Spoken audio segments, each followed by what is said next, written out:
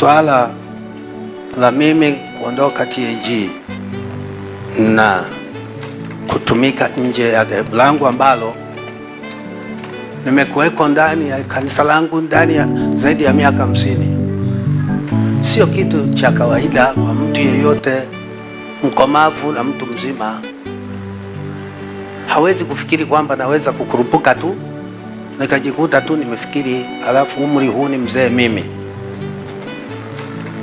Mambo kama hayo pengine ningeyafanya ujanani basi nilipokuwa na nguvu kuliko sasa, lakini nimelazimika kufanya hivyo kwa upendo, kwa amani, na sitaeleza mengi kwa sababu sihitaji mashindano ya namna yoyote, lakini nitasema lile ambalo limenifanya nitoke nihudumu nje yangu ambalo nimekuwa ndani yake kwa zaidi ya miaka 50. Nimeokoka mwaka 68 mpaka leo, ni miaka mingi. Na nitasema mawili tu. La kwanza nitasema sababu za mimi kutoka, na la pili nitasema nimetokaje. Maana kutoka ndani ya kanisa kuna kutoka kwa aina nyingi. Kuna kutoka kwa kuasi, kwa maana ya unagombana na viongozi, wanakuambia hujatii, unaamua kukaidi kutoka. Mimi sijafanya hivyo, na kama kuna mtu atasema nimeasi, nitapenda sana niletee uthibitisho wa kimaandishi.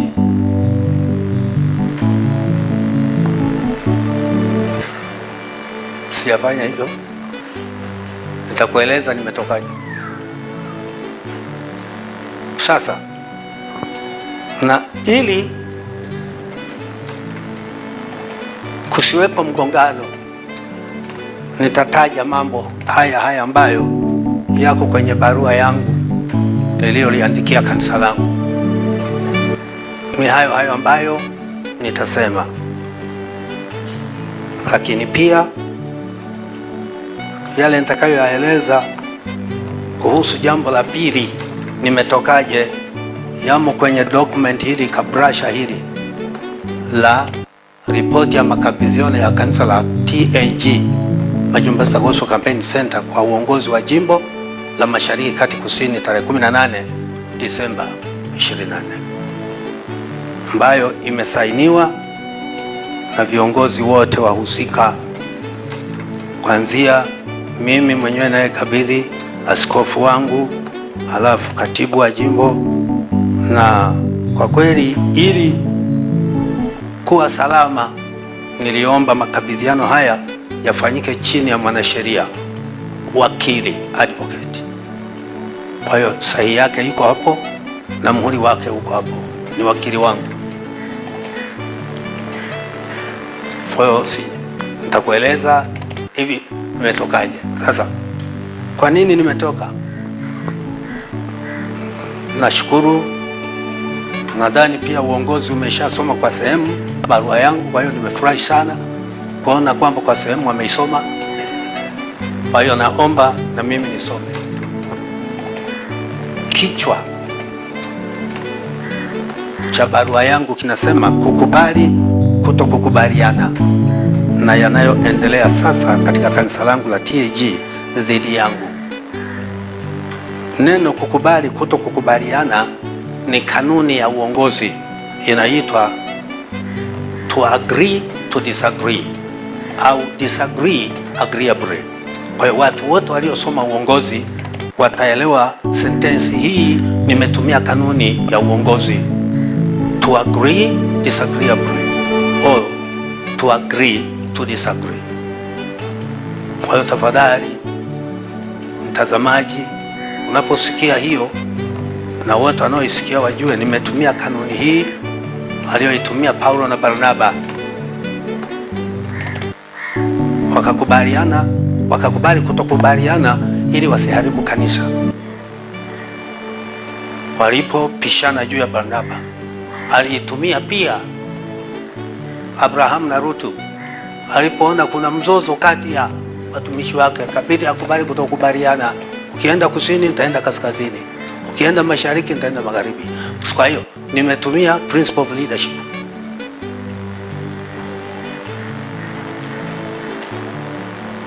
Naomba nisome tu hivyo hivyo, maana ndivyo inavyotakiwa.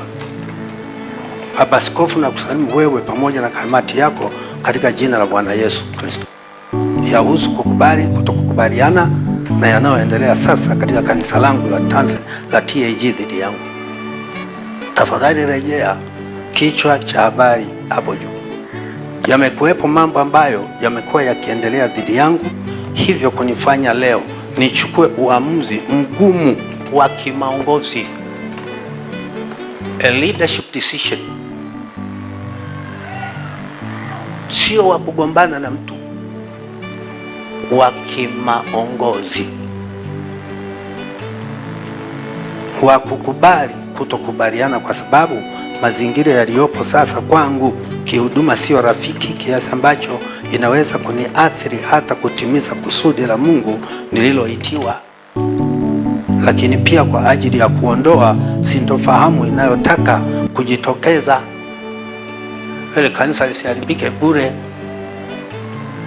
Mambo hayo ni kama ifuatavyo: matatu.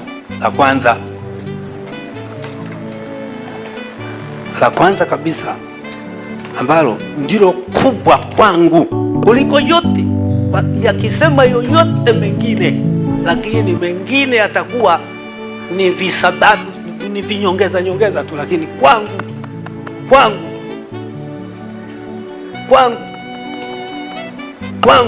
naye niliyotoka kwangu, na dunia elewe hivyo, kwangu ni swala zima la uamsho. Imeonekana kuhubiri kuwa kanisa limekufa, linahitaji matengenezo, inatafsiriwa na baadhi kuwa na alisema vibaya kanisa na ninalibomoa, na hili jambo limevuma sana, na baadhi ya wenzangu wanahubiri kanisa hili halijafa, ni zuri sana. Na ninapoongea kanisa limekufa, nimeshafafanua kwenye mahubiri yangu. Sisemi kanisa moja tu la TAG, nasema makanisa yote. Na nikasema nitakuwa mnafiki kusema makanisa mengine la kwangu nisikiseme. Nimesema hivyo mtandaoni. Na swala la kufa, ukinitaka nithibitishe, nitathibitisha. Kama mtu haelewi kanisa limekufa, nikitakiwa kuthibitisha na thibitisha. Kwanza hata hivyo sihitaji kuthibitisha, kwa sababu kila mtu anajua mahali ambapo kuna kifo, unajua mahali ambapo kuna shida kiroho, mtu anajua, aliye ndani ya kanisa hata si ndani ya kanisa, kwa sababu tunatambulikana kwa matendo yetu, sio kwa roho zetu.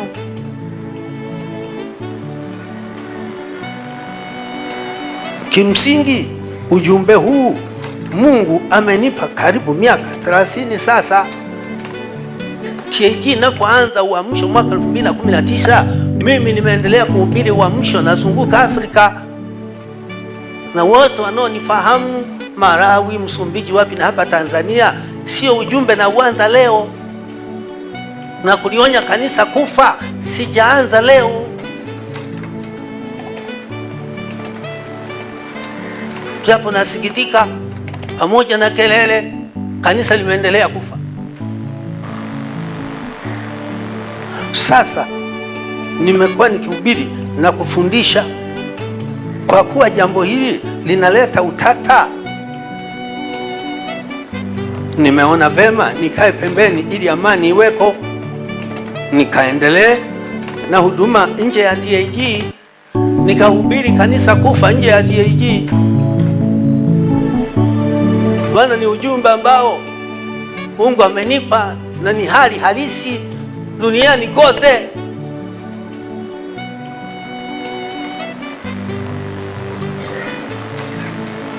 Kwa hiyo naomba dunia nielewe, ni kwa sababu ya mgongano huu siwezi kuwa tayari mimi niseme kanisa limekufa, halafu kiongozi wangu aseme halijafa, tuanze kupishana katikati ya watu. Najisikia vibaya, mimi siwezi kushindana kiongozi wangu. Kwa mimi ndio maana nikaamua nikae pembeni, niendelee na huu ujumbe Mungu amenipa, nione tutakakoishia. Unapopewa kitu na Mungu unaendelea mpaka mwisho wake, uishi njiani. Sina shida na mtazamo mwingine, akiona kanisa halijafa ni mtazamo wake. Kwa hiyo sina shida na mtazamo, na kwa kuwa mitazamo inakinzana, nachukua wajibu wa kimaongozi mimi kukubali kukubaliana, ili amani iwepo na mimi niendelee na kile Mungu alichokiweka ndani yangu, na ndicho hicho. Hivi ndio nafungulia, yaani nafungulia wakereketwa, twendeni tumuhubiri Yesu. Na waita wakereketwa wote dunia nzima, sasa kumekucha. Yaani ni kama mbuzi amekata kamba, wale wa nchi na bahari.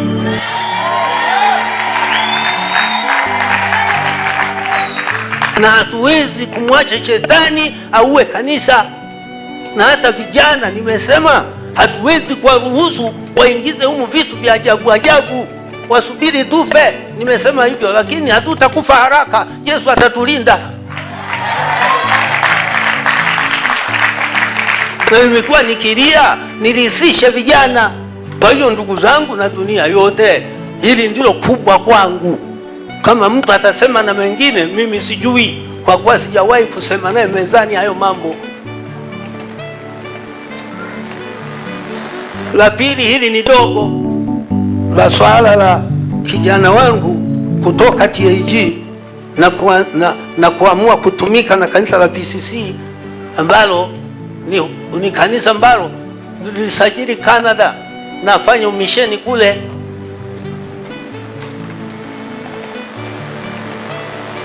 Ambacho ni kitu cha kawaida kule ninaposajili, lazima niwe kiongozi kule. Lakini hapa Tanzania ni kijana wangu ambaye ameamua kutumika na hilo.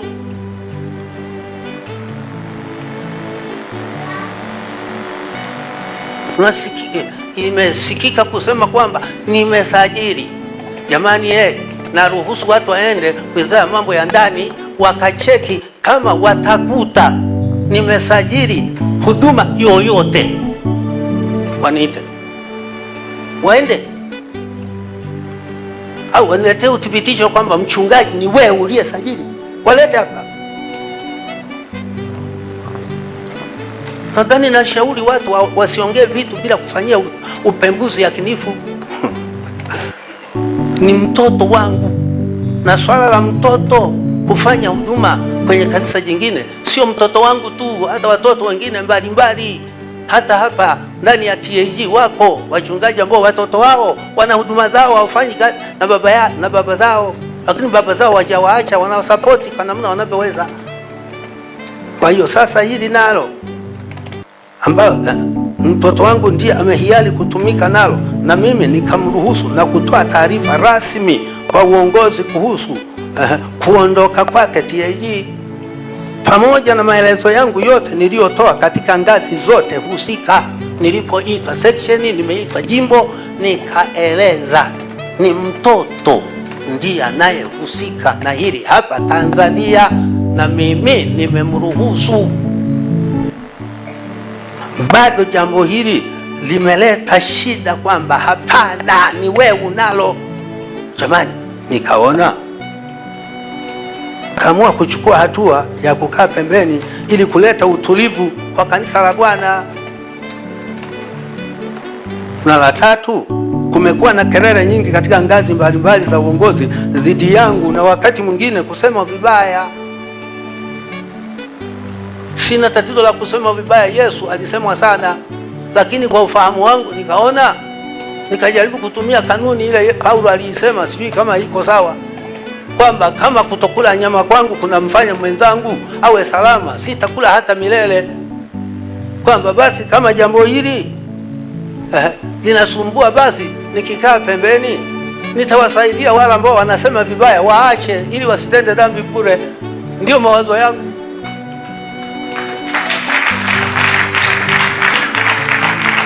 Niwapunguzie hatia ya kusema vibaya.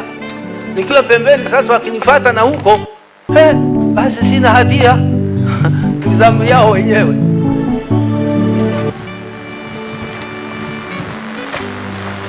Naelekea mwisho.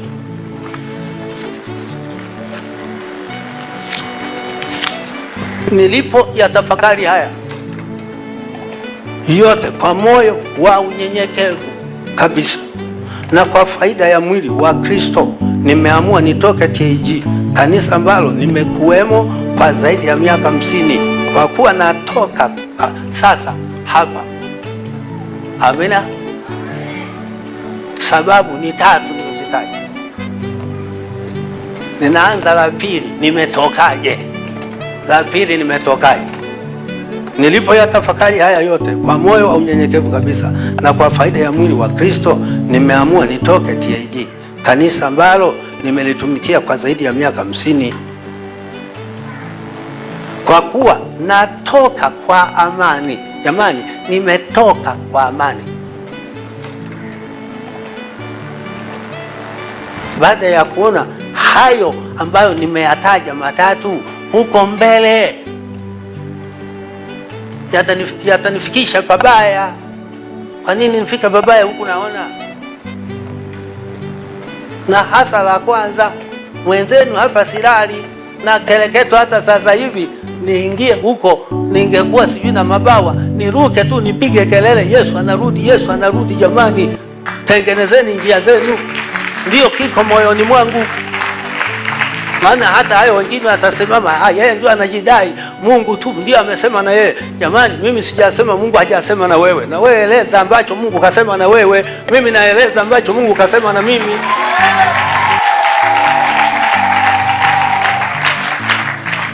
Kwa kuwa natoka kwa amani bila ugomvi na mtu, na wala sijatenda dhambi.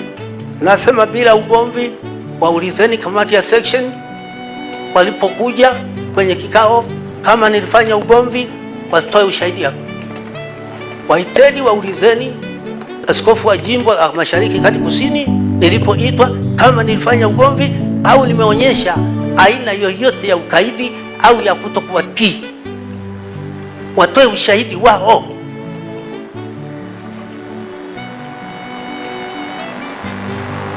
Sina ugomvi na mtu wala sijatenda dhambi. Kama ningekuwa nimetenda dhambi, ningeletewa agenda, mchungaji, unatumiwa dhambi hii. Vikao vyote viwili vya section na jimbo nimeulizwa juu ya PCC, kwa nini umeanzisha kanisa? Nikasema sio mimi, nimemruhusu mtoto. Kwa kuwa sijatenda dhambi yoyote wala sijavunja katiba ya TAG. Kuna moja ambalo niliambiwa nimevunja katiba, la kumwombea mchungaji Yohana, kumweka wakfu, consecrate, kwamba umevunja katiba ya TAG, maana anayeombea ya halmashauri kuu na askofu mkuu. Ni kweli, lakini nimejibu hivi, mimi sijamweka wakfu ili awe mTAG, nimemweka wakfu awe PCC. Sijui kama kuna sheria inayozuia kumwombea mtu aende kwenye huduma. Ningemweka wakfu awe TAG, nisingesubutu hiyo. Siwezi kuchukua mamlaka hayo. Na wewe una mamlaka gani? Mimi ni mchungaji, kiongozi wake, amekuwa mchungaji wangu msaidizi. Nina haki ya kumwombea anapokwenda kuanza huduma, na wote tunafanya hivyo.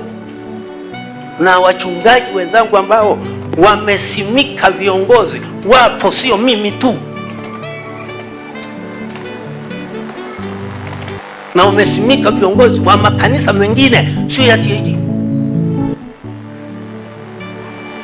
Kwa hiyo sijavunja katiba ningemsimika awe TAG. Hapo kwa kweli nilikuwa tayari, hata waangalizi niliwaambia ningepiga magoti hapo mniombee hata kama ni vijana. Kwa hiyo hakuna fungu la katiba nililovunja. Hata hivyo, katika yote niliyoletewa niliuliza kuna tatizo gani la kibiblia, wakasema hamna.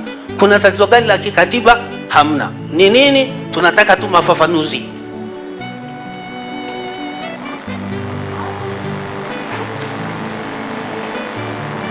Kwa hiyo kwa kuwa sijakuwa mgomvi, ninaondoka kwa amani, wala sijavunja katiba. Nikaomba uongozi uje ili niweze kukabidhi mali yote ya TAG. Na jamani, unapokuwa kwenye kanisa, sio vyote vinakuwa vya TAG. Vingine vyangu na vitumia, na vyote vya TAG vinajulikana, wazee wa kanisa ninao, na wote ninyi wana majukumu. Kwa hiyo kama mtu atasema nimeondoka na mali ya TAG, kwa kweli hanitendei haki. Sitafatana naye wala sitamuuliza. Mungu wa mbinguni anajua.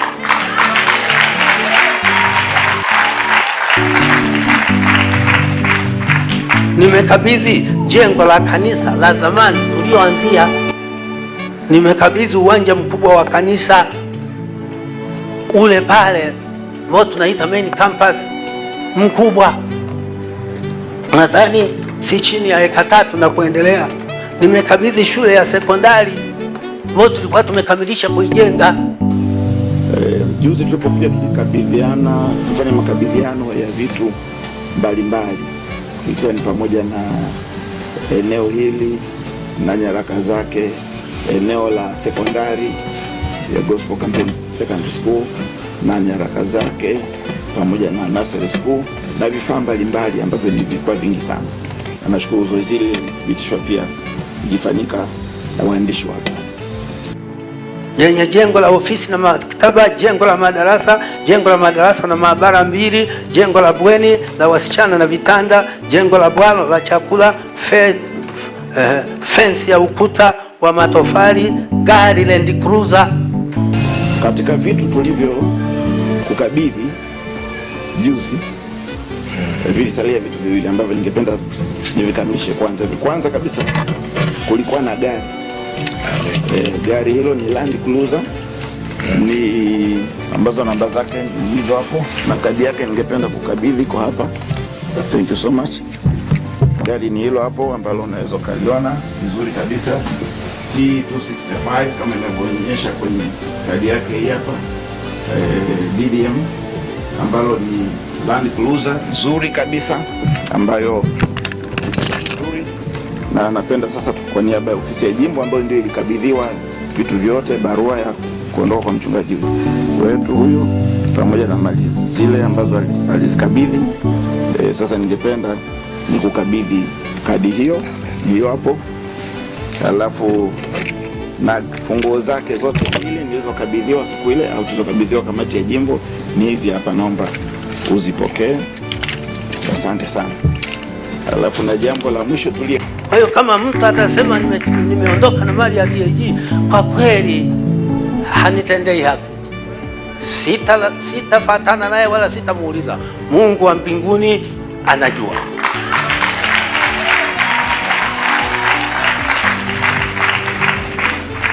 Nimekabidhi jengo la kanisa la zamani tulioanzia.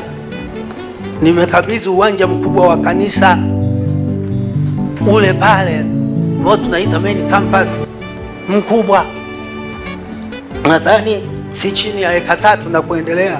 Nimekabidhi shule ya sekondari ambayo tulikuwa tumekamilisha kuijenga, yenye jengo la ofisi na maktaba, jengo la madarasa na maabara 2, jengo la bweni la wasichana na vitanda, jengo la bwalo la chakula, fence ya ukuta wa matofali, gari Land Cruiser ambayo nilikuwa natembea nayo, nilisajili kwa jina la kanisa. Nimekabidhi vyombo vyote vya muziki, nimekabidhi thamani zote za kanisa nimekabidhi, na akaunti pia nimekabidhi, vyombo vya idara zote WWK nimekabidhi, mpaka vijiko na vikombe walivyokuwa na sahani walizokuwa napikia wamama. Nasema Trust YouTube zote nimeeleza, pesa ni bana zilizopo nimehesabu zote, nimeandika huku ndani. Kwa nini? Sijagombana na mtu, na ninaiheshimu katiba ya kanisa langu la TAG kwamba mali yote inayopatikana kwa kanisa la mahali pamoja ikisha andikwa jina la kanisa ni mali ya kanisa, na mimi siwezi kufanya miandali kubadilisha nini, hapana. Kwa hiyo dunia ielewe, hivyo ndivyo nilivyoondoka.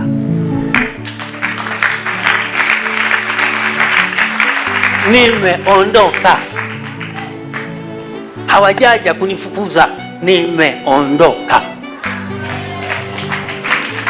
ili kukubali kukubaliana, ili nihubiri ujumbe wangu ambao Mungu amenipa kwa uhuru, nisimuudhi mtu.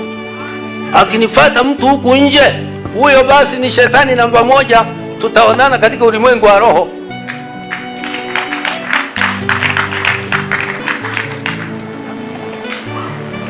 Baada ya hapo, kwa moyo safi kabisa, na ushukuru uongozi wangu wa TAG ambao tumekuwa nao toka mwaka 68. Nimekuwa chini ya baba yangu na askofu wangu mkuu Emmanuel Lazaro kwa miaka yote kasoro mmoja ambao amekuwa kiongozi. Akaja hayati Profesa Emmanuel Mwanishongole miaka 16, na akaja huyu aliyeko Askofu Daktari Barnabas Weston mtoka mbali. Na kushukuru sana, na washukuru kwa nafasi mbalimbali nilizozitumikia kanisa langu. Nashukuru kwa ushirikiano wote walionipa nikifanya kazi pamoja.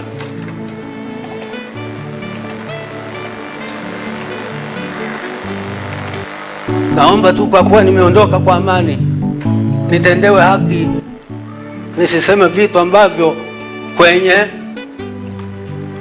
kwenye miniti na kwenye vikao havikuwepo, ili mioyo ya watu isichafuke. Na katika jambo ambalo silitaki ni kuchafua mioyo ya watu, ni kuchafua washirika. Na washukuru sana wasikilizaji wangu wote, watazamaji wangu wote, niombeeni. Nimeamua kuja hapa, unavyoona, kuanza upya kabisa. Hizi spika hizi sijabeba za TAG, ni zile za kwangu nazozunguka nazo. Hayo unayoona hapa ni mavyuma tumenunua, napo nimechukua kahera kangu na mke wangu kununua haya mavyuma. Hayo bati unayoliona, mshirika mmoja hapa jana katoa hela, kajitoa mshirika hii.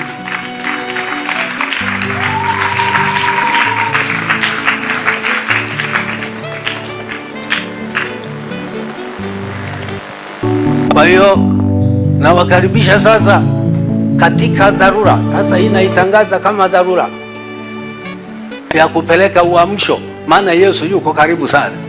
Kwa hiyo naitangaza dharura ya kulihubiri kanisa duniani, ili kanisa lipate taarifa ya haraka ya kwamba Yesu anarudi.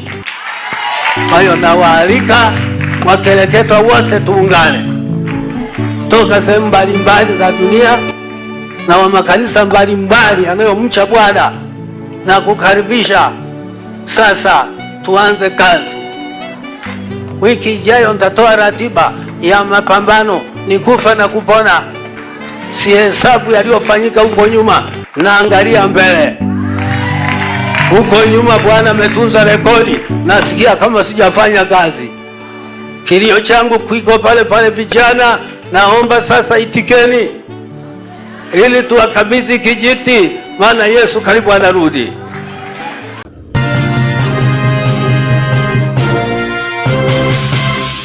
Usikose kufuatilia Chamsa TV kila juma ili kuweza kupata habari za kimataifa, ulimwenguni pamoja na habari za taifa.